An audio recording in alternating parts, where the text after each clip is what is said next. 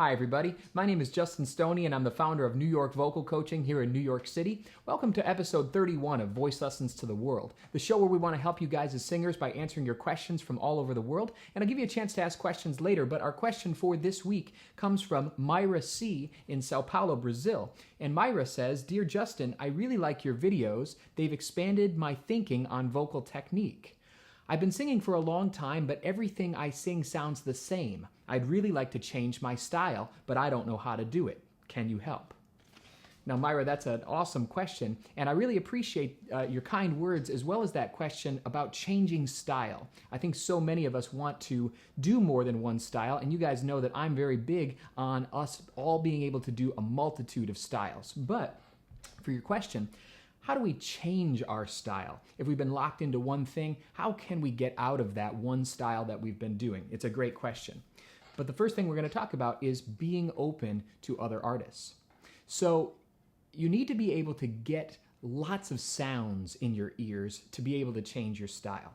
It's great to have a few artists that you always listen to, that you're inspired by, but one thing that if you want to stretch past your comfort zone and really change your style is you're going to have to get those other artists in your ear.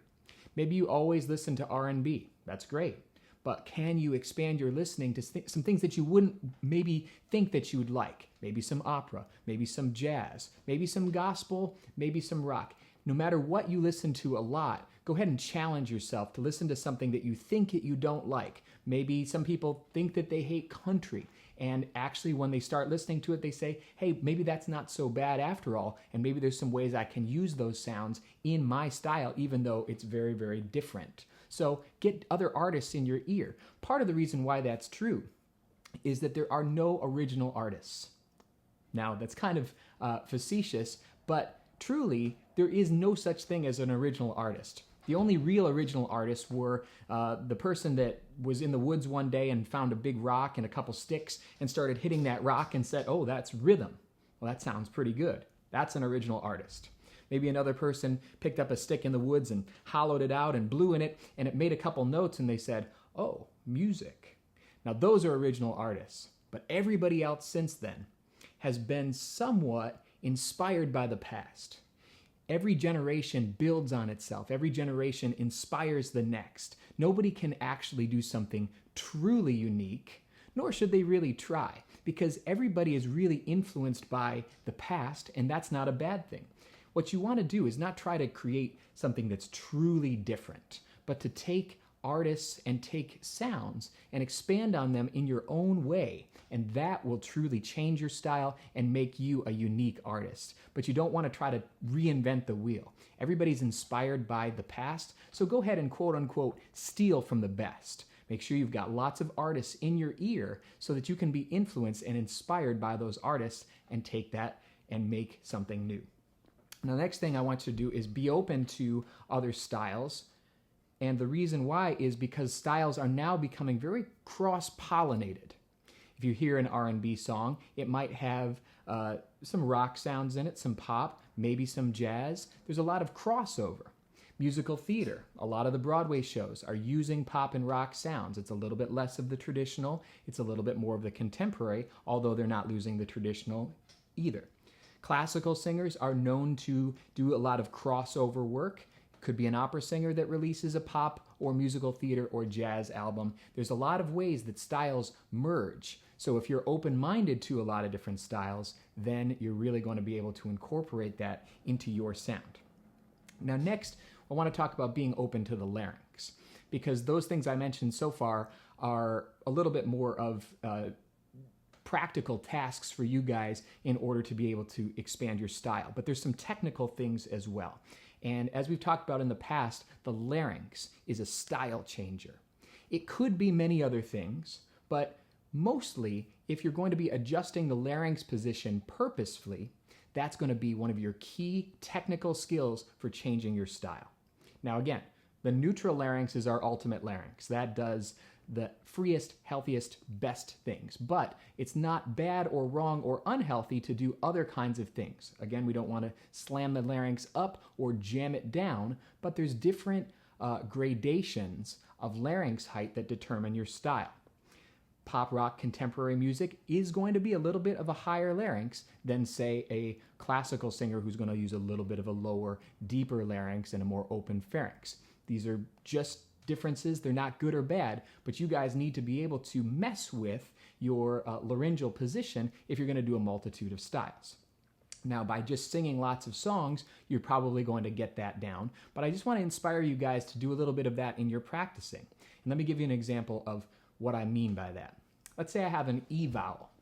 I could just say E, but I could also perhaps do an E, or maybe E, or perhaps E, or E. There's a ton of E's that I could do. None of them are right or wrong, they're just different. So depending on what I'm working on in my practice, I might choose a different thing to focus on if I'm trying to change my style. So if I just had any old exercise, the simplest possible thing I could do, and I did me, me, me, me, me, I'm going for a plain sound, plain. Me, me, me, me, me, me, me, me, me, me. It's fine, it's just a plain old sound. But what if I am working on a little bit of a lower larynx? Then I might try me, me, me, me, me, me, me, me, me, me, me, me, me, me, me. I'm experimenting with some depth. Or what if I'm trying to work on a little bit of my breathiness and a little bit of a higher larynx position? Me, me, me, me, me, me, me, me, me, me, me, me, me, me, me.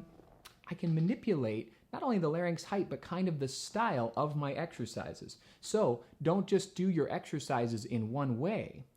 Figure out some different sounds that you're working on. Maybe you need a teacher to help you, or maybe these videos help you, but you need to be able to do your exercises in more than one way.